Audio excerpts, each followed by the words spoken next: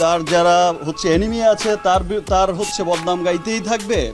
আর শাকিব খানের আবার যারা ফ্যান ফলোয়ার আছে, শাকিব খানের যারা লাখো ফ্যান আছে, শাকিব খানের যারা শুভাকাঙ্ক্ষী আছে, আবার সমস্ত ভালোবাসা বেশি বেশি ভালোবাসা শাকিব খানই পাবে।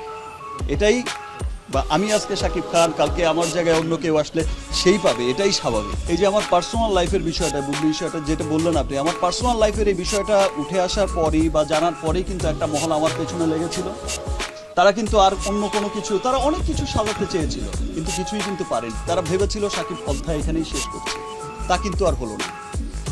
তারপর হলো গিয়ে যে ওই সময়ের সুযোগটা নিয়েই কিন্তু তারা হচ্ছে আবার এই প্রতারককে খুঁজে বের করেছে, এইরকম একটা প্রতারকের আবার একটা নাটক সাজিয়েছে।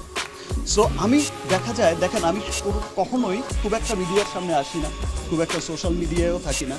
আমি সবসময় কিন্তু আমি বিশ্বাস করি যে আমার জন্য আমার লাখো কোটি মানুষ আছে যারা আমাকে ভালোবাসে, দেশে বিদেশে কোটি মানুষ আছে যারা আমার পক্ষ থেকে জবাবটা দিয়ে দেয়, এবং আমার বিশ্বাস আছে যে সমস্ত কিছুর কিন্তু অভিযোগ আমার বিরুদ্ধে যা হয়, যা কিছু হয়, সমস্ত কিছুর প্রমাণাদি কিন্তু আবার আপনারাই দিয়ে দেন, সেটা দুদিন আগে বা দুদিন পরে। সেজন্য আমি কিন্তু কখনোই খুব একটা প্রতিবাদও করি না, খুব একটা কাছেও আসি না। আমি জানি যে দুদিন পর তো সব কিছু দুধ কা দুধ পানি কা পানিই হয়ে যাবে, সব তো সামনেই চলে আসবে।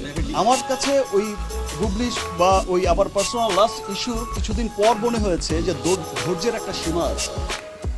আসলে আমি চুপ থাকি, সবাই চাণক্য নীতিতে একটা কথা আছে, আমি সেটা পড়েছি ওই জাস্ট কিছুদিন আগে, যে জঙ্গলে নাকি সোজা গাছটাকে সবচেয়ে আগে কাটা হয়। আর আগে কথা বলা হতো যে বোবার কোনো শত্রু নেই, এখন দেখা যায় বোবারই হচ্ছে সবচাইতে বেশি শত্রু, বিকজ বোবা কথা বলতে পারে না। বোবাকে চর দিলেও সে কথা বলতে পারে না যে আমাকে চর মেরেছে, বোবাকে লাথি দিলেও বলতে পারে না সে লাথি খেয়েছে। সো ওই বোবা থাকার এখন আর সময় নেই।